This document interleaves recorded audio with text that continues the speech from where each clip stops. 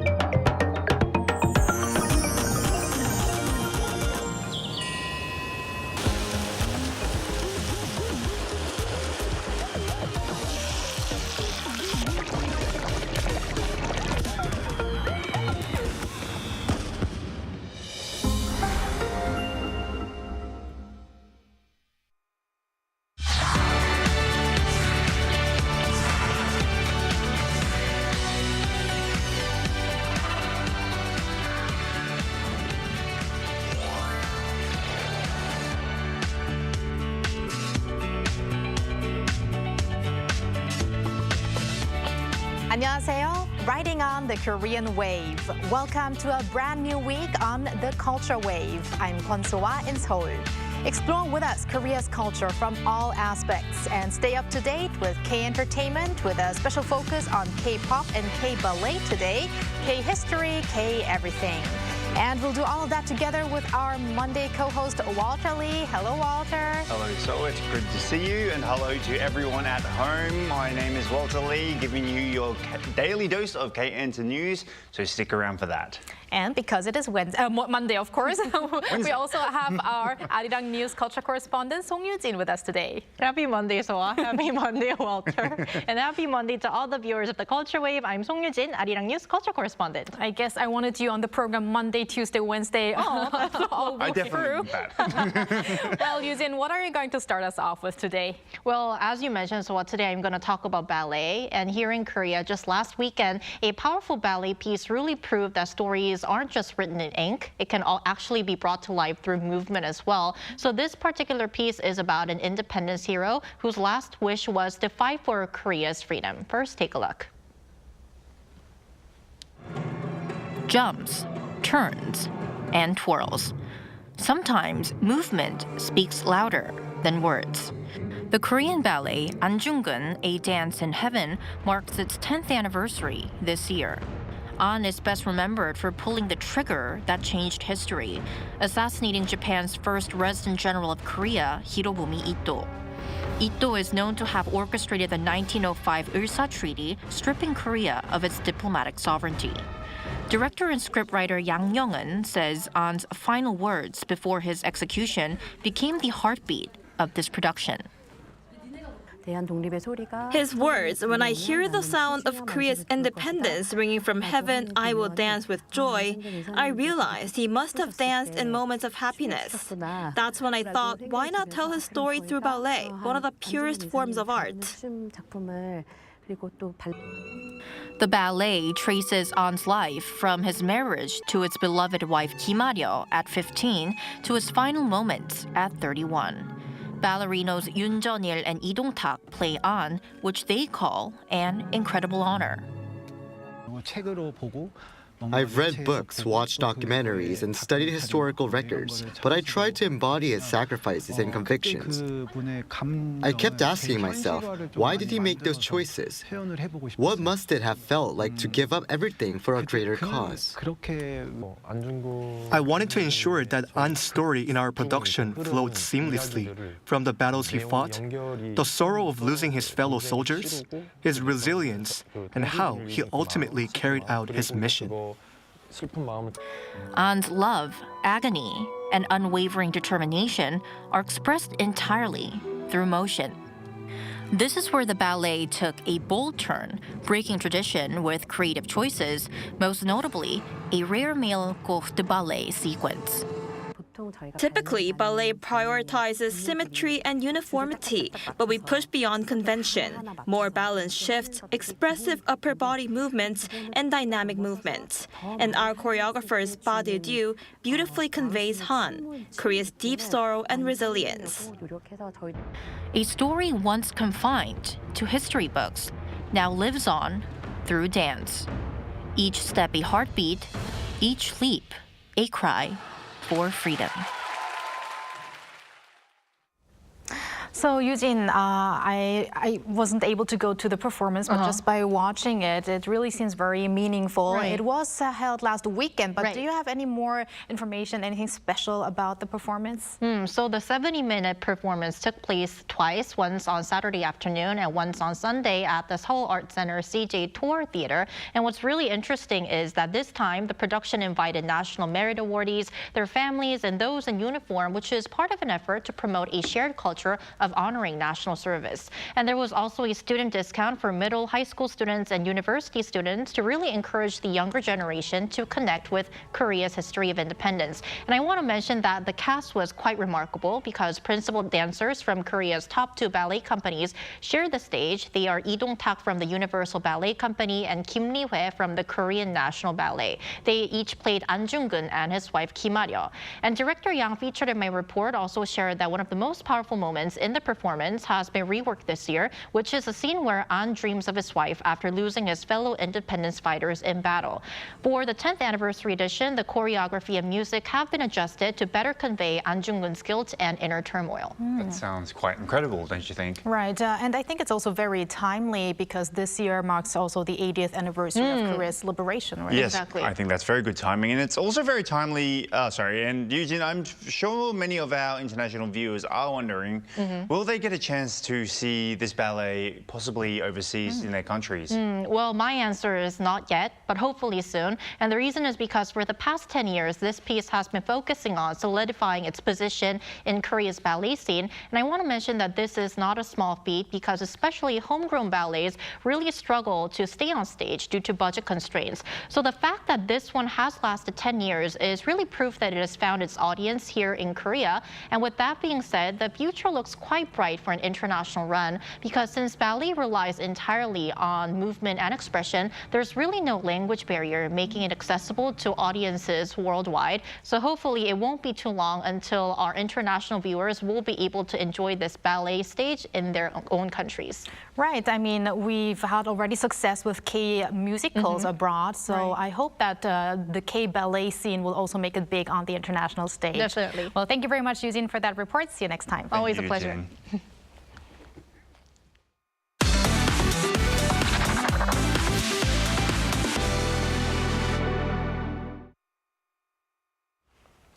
And now it's time for our daily dose of K-Enter News with Walter Lee. Walter, let's talk about probably the hottest name in K-pop in the last couple of weeks. Yes. Who is it? Of course, we've got to talk about Jennie. Jennie. Now, yes, since Jennie's album release, Ruby, on March 7th, it's been nothing but success after success for the BLACKPINK member. Now, first, the album has 3 tracks in UK's top 100 singles chart with Like Jennie, which is currently at 36, Handlebars, which is at 41, and Extra L, which is at 66. Now, not only that, Jennie has also entered the US Billboard Top 100 with her full-length debut solo album, Ruby, as we know. It's absolutely amazing, actually, to see 3 out of the 4 members of BLACKPINK to be, seen massive success in the Billboard 100. Billboard 200, that is Billboard right? 200, sorry. In the But top, they were all in the top 10. they were all in the top 10 for their solo careers, and they must make fans even more excited to see what they're going to do in the second half of this year when they come together and, you know, they make hopefully new music, and they have their concert at the end of the year. Can't wait for that. And, you know, it can be pretty difficult to go from being a great group to being a great solo artist. But groups like BTS and BLACKPINK have certainly set the bar for the rest of the genre. Yep. But Walter, we're going to move on with another massive girl group. Yes, indeed. I actually really love this girl group, and I agree that they have so much more coming their way in terms of success. I am talking about lerserapim. So on Friday, a media showcase was held at Yes24 in Seoul to celebrate the release of lerserapim's 5th mini album. It's called Hot. They also performed their title track Hot in front of the fans and also the media. Now, the title track features an emotional melody showcasing a different side of lerserapim compared to their previous title tracks. Now, lerserapim's Hot embodies a passionate attitude towards love. The album itself includes the title track song Hot, as well as Bonfire, Come Over, Ash, and also So Cynical or Badam, and blending the rock and disco elements into pop as well. Now, when asked about the album, one of the members, who's a Japanese member, Kazuya, said, "We tried to find a middle ground where the energy doesn't feel too bubbly, but also doesn't drop too much." And a member as well, Ho Yoon-jin, explained that the song's appeal, saying, "I felt that the song has a dual nature. It feels both cold and hot, burning yet fading away." I like how they put that. Well, looking forward to the future of lerserapim. Yes. Now, Walter, we end off with a commemoration of a legendary singer here in Korea. Yes, that's true. We unfortunately had to report the death of legendary singer Hui Sung last week on Culture Wave. He was finally laid to rest over the weekend as his life was mourned and commemorated by his family and friends. Now, around 130 people, including fellow artists, family members, and fans, attended the funeral on Sunday. Now, during the funeral, Hui Sung's younger brother, his name is Choi Hyuk-sung, actress Kim Na-eun, and the president of his fan club delivered eulogies at the funeral. Now, Hui Sung was laid to rest at Gwangnam Memorial Park. Well, rest in peace to Hui Sung, and thank you, Walter, for those K-Entry updates. No worries. And now we move on to more culture news from our AI anchor, Ari. Ari, what do you have for us? Hello and welcome to your AI guide to the latest cultural updates from Korea. Here's our top story. Starting April, visitors to the 4 royal palaces in Seoul will be able to enjoy performances of traditional Korean music, also called kugak. The Royal Palaces and Tombs Center of the Korea Heritage Service, along with the National Kugak Center, announced that a total of 29 kugak events, including concerts and dance performances, will take place across the months of April, May, and September at Gyeongbok, Changdeok, Doksu, and Changgyeong palaces. The palaces will feature royal court performances from the times of the Korean dynasties, including Queen Sunwon in the 1800s and King Sejong back in the 1400s. A maximum capacity of 50 spectators can watch each of the performances. And while the performances are free, there is a general admission fee to enter the palace. Invited by the Ministry of Culture, Sports and Tourism, the author of the global bestseller Sapiens, Yuval Noah Harari, is visiting Korea to give a lecture on the future of humanity in the age of artificial intelligence. Under the theme of a sustainable tomorrow that we create together, a special talk will be held at the auditorium of Yonsei University on March 20th. This event is organized as a part of a pre-event for the 2025 Gyeongju APEC Summit scheduled for September, and will be broadcast live online through the YouTube channels of both the ministry and the APEC Summit. Spring is just around the corner, and Seoul's Yeongdeungpo District Office will be welcoming visitors to one of the most popular cherry blossom viewing spots from April 4th to 8th. Under the theme, Garden for All, the 2025 Spring Flower Festival will kick off at 5 p.m. on April 4th with a walking parade. Various themed gardens will be showcased to include a diverse range of spring flowers and plants, including cherry blossoms, starting with a flower arch photo zone entrance, an art garden featuring art displays and performances, a gourmet garden where various snacks will be available, and a rest garden created by local gardeners. In preparation for the event, traffic will be restricted along a 1.7-kilometer stretch from noon on April 2nd until 2 p.m. on April 9th. That's all from me. Stay tuned to the Culture Wave.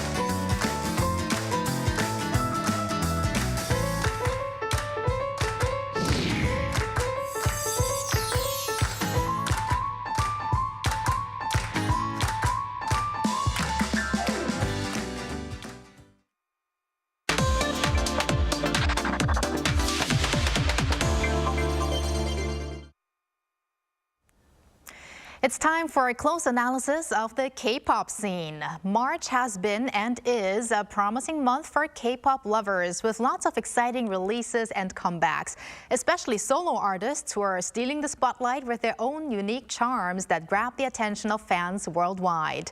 Let's delve deeper into the latest K-pop solo action by connecting with Jeff Benjamin, a K-pop expert and contributor to Billboard, Forbes, Rolling Stone, and more. Hello, Jeff. Hello, Jeff. Hey guys, good to see you. Good to see you. So Jeff, first off, how have you been lately?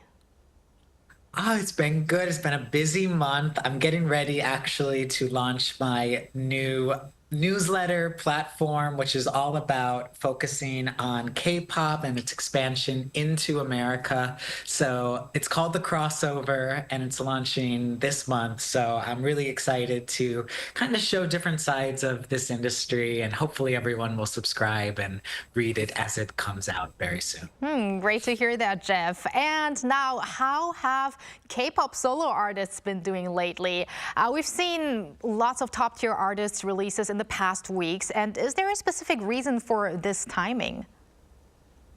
You know, it's a really good question. I always feel like the top of the year is maybe the time when a lot of K-pop companies choose to, more so experiment with maybe some of their solo artists rather than going to some of the bigger groups that they're more well known for. But also, I think very specifically, we're seeing the BLACKPINK members and the BTS members get to put out some really exciting solo projects because we know that their comebacks are inevitably happening probably around the summertime or by the second half of the year. So naturally, artists like Jennie, like we're seeing here, Jisoo from BLACKPINK, J-Hope from BTS, all these members are kind of taking the chance now to make sure that they make their impact as soloists. Right. Let's look at them in more detail, though. So BTS member J-Hope has released his digital single Sweet Dreams, which I absolutely love, to be honest with you. His first song since his return from mandatory military service. What's the song like and how has it been received, do you think? Yeah, this one was really cool. And I have to give a big shout out, especially to J-Hope, for going with an all English release. I don't think we've ever seen that from him specifically like this. So I got to see J-Hope as he kicked off the US tour, or rather the US leg of his world tour in Brooklyn just a couple of days ago. And this song really hit in a big way. It's very feel good. It has a really sweet melody to it. Miguel, who's the featured artist on it, it's a really great R&B kind of wonderkind songbird. So he has these really nice vocals on there. It's a really nice fit for someone like J-Hope, who has, you know, he can go really intense. He can get dark. He can get go aggressive. He can also be really sweet and really lovely with his deliveries. So it's kind of nice to see the sunny side of J-Hope come out as the sun is coming out more. Right, the song is very sweet and dreamy, and so is the music video. Now, Jeff, let's move on to a female artist. We talked about her earlier. Walter talked about her achievements. Jennie from BLACKPINK. She just released her first full-length studio album this month. So she made a transformation from her BLACKPINK image with this album. So how has it been received? Especially, there were some positive reviews overseas. And also, how do you describe Jennie's new music style, and what's so special about this album? Yeah, I mean, I have to say, I'm really, really impressed with this album. I think Jennie did a great job, not only just in, you know, finally putting out this full-length body of work, but having something that really does feel like a full project, a full body of work. You know, it didn't just seem like a bunch of tracks thrown out and, you know, she was just trying to find a hit. We kind of, you know, especially when you listen to Ruby as a whole, also, when you see the Ruby Experience that she put out, the live show, you kind of really see how there's a larger story. We're getting to know Jennie as a person. It's been really, really fun to kind of see these new aspects of Jennie come together and really create something that I think is a strong testament to her as an artist. And the reviews are lining up with that as well. It was really impressive to see the New York Times give Jennie's Ruby album some positive feedback. Even the notoriously very critical, very difficult site to get good reviews on, Pitchfork, which is more so an independent music website, they gave Jennie's album quite high remarks as well. So the reviews have been very positive for Ruby, and I think it's because, especially overseas, a lot of people are really resonating with this idea that this feels like a true expression of an artist and someone who's really finally telling her story after we've known her for, you know, almost 10 years now. Right, it was a very big departure from BLACKPINK, of course. It was very different. But it's quite interesting because all members of BLACKPINK, not just Jennie, have dropped solo albums in recent weeks and months. It's kind of strange, actually, that they all drop solos within weeks of each other, within like at least a couple of months of each other, establishing themselves as individual artists. Now, how are they all doing, do you think? You know, it's been really, really cool. And I mentioned that New York Times article that mentioned Jennie's article, but it kind of took a larger comprehensive look at kind of where all the different members are in their solo careers and the ways that they're, you know, similarly, and it's been, you know, around the same time, but also the very different ways that things have been going. You know, we have Jisoo right here, who definitely, you know, played to her strengths as a K-pop artist, but also I thought it was really interesting that she had a lot of really strong English tracks on her mini album as well. You know, you look at someone like Rosé, who not only had a super fun song like Apatu with Bruno Mars, but had a lot of, you know, deeper kind of sentimental songs about breakup and depression, you know, things that she went through.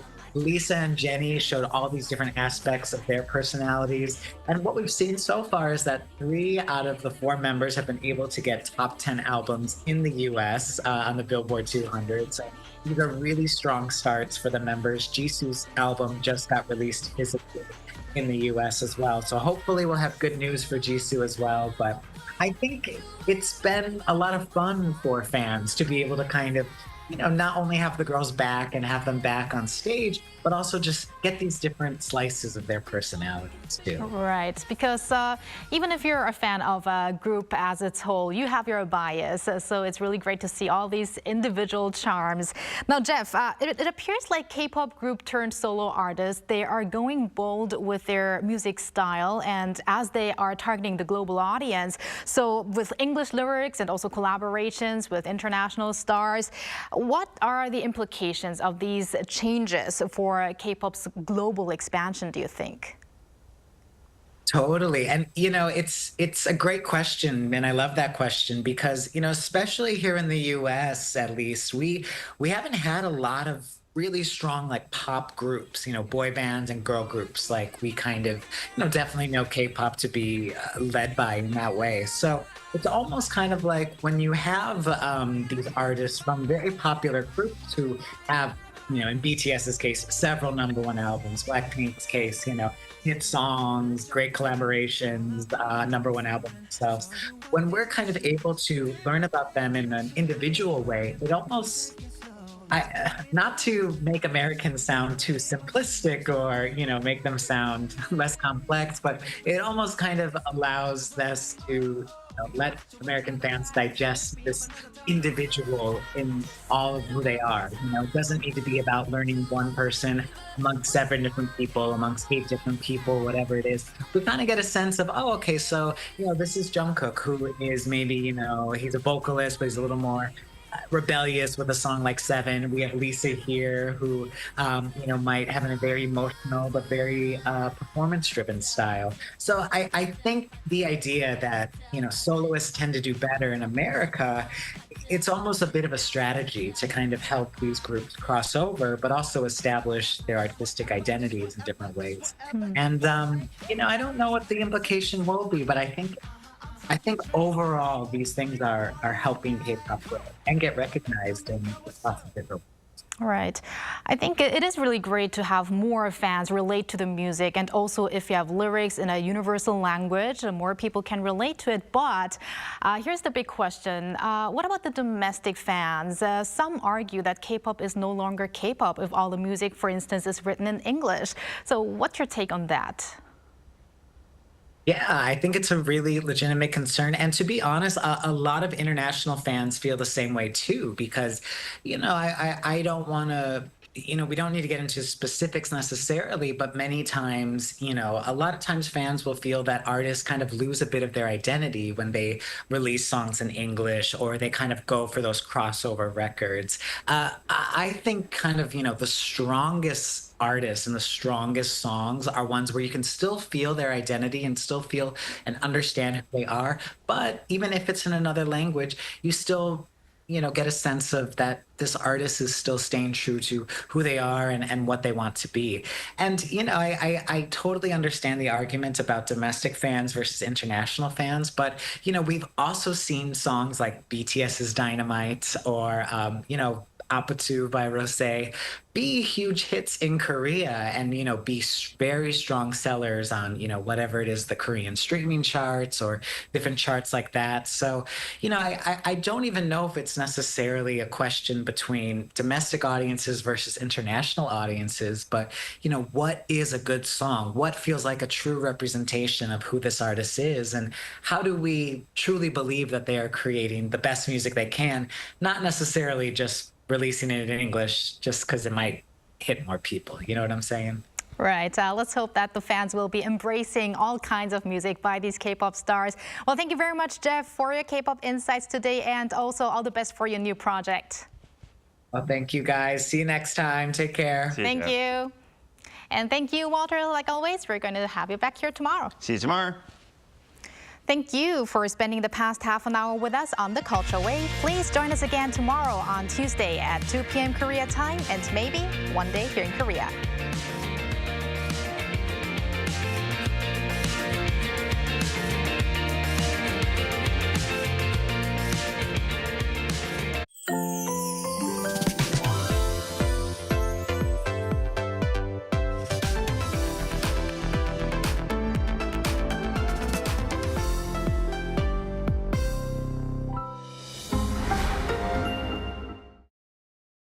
How to survive in Korea.